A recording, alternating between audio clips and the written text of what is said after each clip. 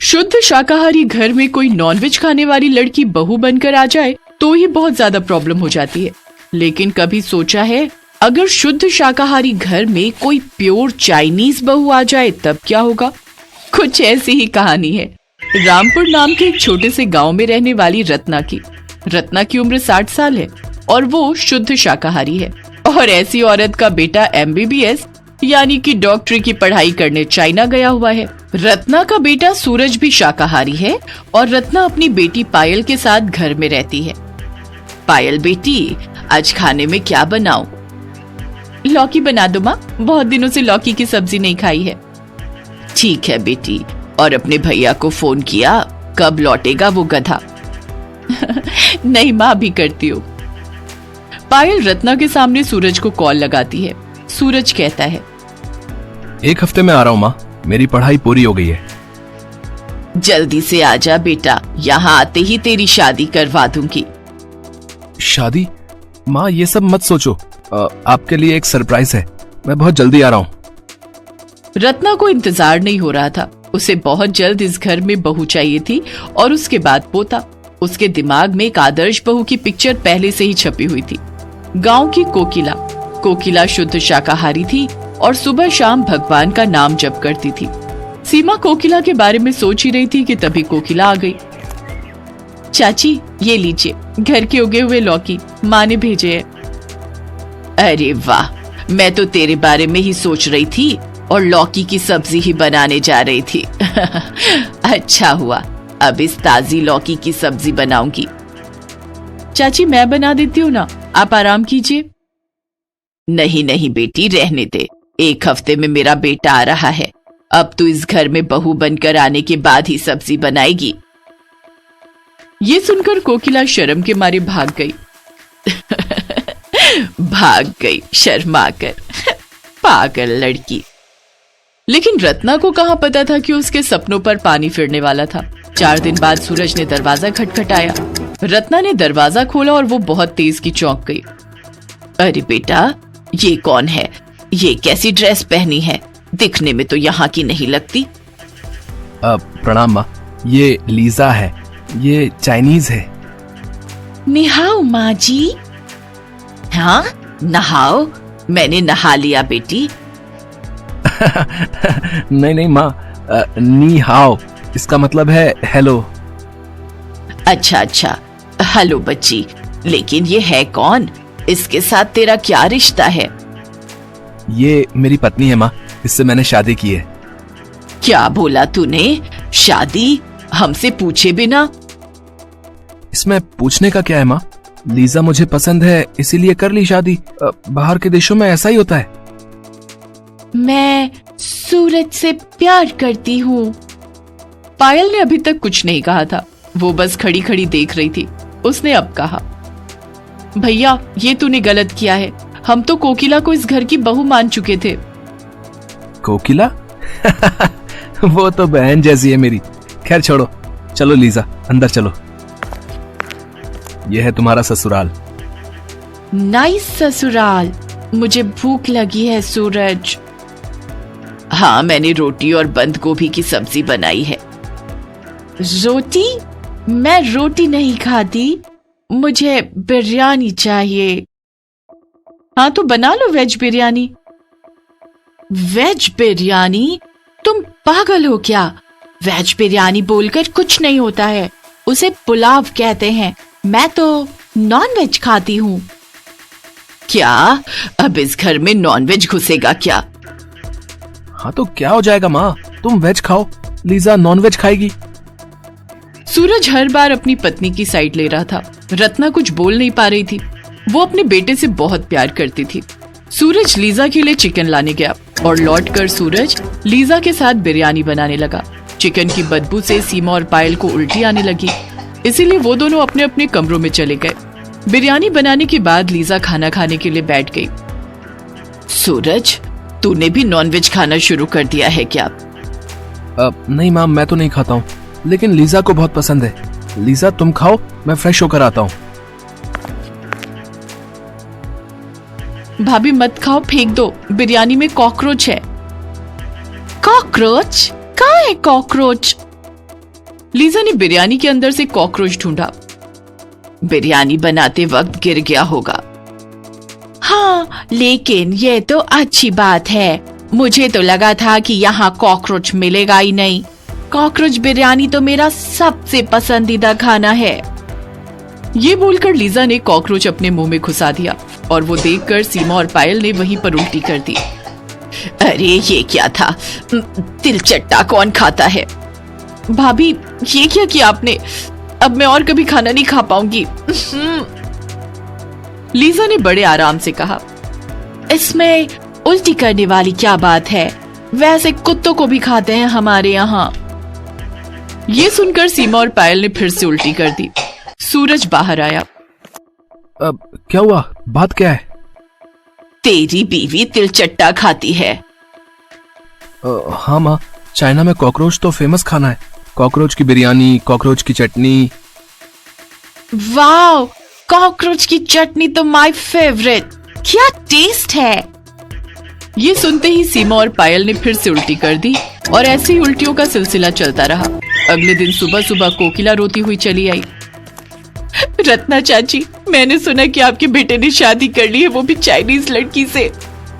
हाँ बेटी, क्या करूं, उसने कुछ कहा ही नहीं हमसे। कहाँ है वो लड़की? रसोई में है।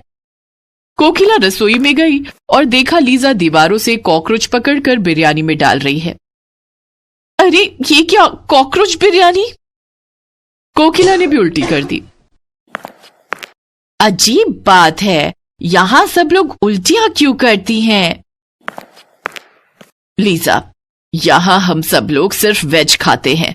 तुम इस घर की बहू बन गई हो, कोई बात नहीं, लेकिन तुम्हें इस घर के लोगों का सम्मान तो करना होगा ना। तुम यहाँ कॉकरोच बिरयानी नहीं बना सकती। क्यों नहीं बना सकती? मैं जो चाहे बनाऊंगी, मेरी मर्जी है। नहीं भाभी, ये हम सबका घर है। तुम चिकन मटन खाओ, लेकिन तिलचट्टा नहीं खा सकती हो। मैं तो खाऊंगी, मेरी मर्जी है। लीजा ने बात नहीं मानी। रत्ना शाकाहारी है, लेकिन फिर भी वो लीजा के बारे में सोचकर उसे चिकन मटन खाने की अनुमति दे रही है। लेकिन लीजा थोड़ा सा भी कॉम्प्रोमाइज करने के लिए तैयार ही नहीं है। और इस बात पर लीजा और सूरज की बहस हो गई। लीजा ने कहा, शैतान है तुम्हारी माँ। और सूरज गुस्सा हो गया। देखो लीजा, मैंने तुम्हारी हर बात मानी है, हर वक्त तुम्हारे साथ खड़ा रहा हूं, लेकिन मेरी माँ का अपमान मत करना। मैं तो करूंगी, मेरी मर्जी। मैं कॉकरोच खाऊंगी, मैं तिलचट्टा खाऊंगी। क्या करना है कर लो। ईंटों से तो मकान बनता है, घर तो लोगों से बनता है, और उसके लिए सभी को छोटे मोटे कॉम्प्रोमाइज करने ही पड़ते हैं और एक दूसरे को सम्मान देना पड़ता है। लेकिन लीजा अपनी जिद पर कायम थी, इसीलिए सूरज ने उसे चाइना भेज दिया और उन दोनों का डिवोर्स हो गया। इसके बाद रत्ना ने सूरज के साथ कोकिला की शादी करवा दी और घर में सुख और शांति लौट आई। इससे पता चलता है कि कभी कभी अपनी जड़ से जुड़े रहना ही इंसान को शांति प्रदान कर सकता है।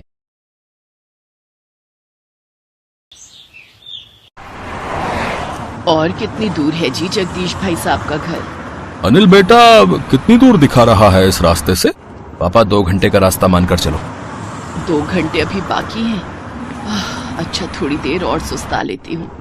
तिलक राज के बहुत ही खास मित्र जगदीश चंद्र की बेटी की शादी थी। लड़के वाले नेपाल रहते थे, इसीलिए जगदीश चंद्र शादी के लिए नेपाल गए थे और उन्होंने तिलक राज को भी नेपाल शादी में आने का न्योता दिया था। इसीलिए तिलक राज अपने परिवार के साथ अपने दोस्त की बेटी की शादी के लिए पहुंच रहे थे, पर अचानक। क्या हुआ ड्राइवर साहब, आपने कार क्यों रोक दी? साहब, आगे रास्ता बंद है, शायद कोई चट्टान गिरी हुई है। अरे अब आगे कैसे जाएंगे? भैया जरा सुनना, ये चट्टान कब तक हटेगी? कब तक रास्ता खुलेगा, कुछ बता सकते हो? भैया कल सुबह तक तो ये रास्ता बंद नहीं रहेगा। अब तो शाम होने वाली है भैया, कल से पहले नहीं खुलेगा। साहब, हमें कल तक इंतजार करना होगा, कल से पहले ये रास्ता नहीं खुलेगा। अब क्या करेंगे, हम तो यहाँ पर किसी को जानते भी नहीं हैं। जगदीश का फोन नहीं मिल रहा। पापा, यहाँ फोन के नेटवर्क नहीं आ रहे, लगता है ये कोई गांव है। चाची, पानी भरने के लिए तुम्हें इतनी दूर आने की क्या जरूरत थी? मैं अकेली आ जाती। अरे गीता बिटिया, तू अकेले कितना पानी भर कर लाती और इसी बहाने मेरी थोड़ी सैर हो जाती। बहुत प्यास लगी है बिटिया, जरा सुनना, थोड़ा पानी मिल जाएगा? हाँ हाँ, ये लो माँ जी, ठंडा ठंडा मटके का पानी पियो। शुक्रिया बेटी। आप मुझे प्यार से गीता कहो, मेरा नाम गीता है। वैसे आप लोग यहाँ के तो नहीं लग रहे। हाँ, हम लोग दिल्ली से आए हैं। यहाँ काठमांडू में हमारे रिश्तेदार की शादी है, पर ये रास्ता बंद है और सब कह रहे हैं कि कल तक रास्ता खुलेगा। आप सब मेरे साथ मेरे घर चलो। क्यों चाची? अब आप नेपाल में हमारे मेहमान हो तो हम मेहमानों को गाड़ी में तो नहीं छोड़ सकते ना। जी, गीता बिल्कुल ठीक कह रही है। आप सब हमारे घर चलो और रात वहीं रुकना। यहाँ जंगल का इलाका है, जानवरों का खतरा रहता है। उमा, शायद ये लोग ठीक कह रहे हैं। वैसे भी तुम बहुत थक गई हो और रात गुजारने के लिए कोई तो जगह चाहिए ही। अब अनिल बेटा, तुम ड्राइवर के साथ गाड़ी यहीं लगवा दो, हम पैदल ही चलते हैं। आगे तो गाड़ी ले जाना ठीक नहीं रहेगा। अब ठीक है पापा, आप लोग चलो, मैं आता हूँ। सब लोग गीता और उसकी चाची के साथ उनके घर जाते हैं। गीता और उसके चाचा चाची सबकी बहुत सेवा करते हैं। साहब, गीता 2 साल की थी तब इसके माँ बाबूजी इस दुनिया से चले गए। तब से गीता को हमने अपनी बेटी की तरह ही पाला है और गीता ने भी हमें हमेशा माता पिता की तरह ही समझा है। हमारी और भी 2 बेटियां हैं। हम अपनी तीनों बेटियों से बहुत प्यार करते हैं। अब बस गीता के हाथ पीले हो जाएं, उसके बाद हम अपनी दोनों बेटियों की भी शादी कर देंगे। वैसे कोई लड़का देखा है आपने?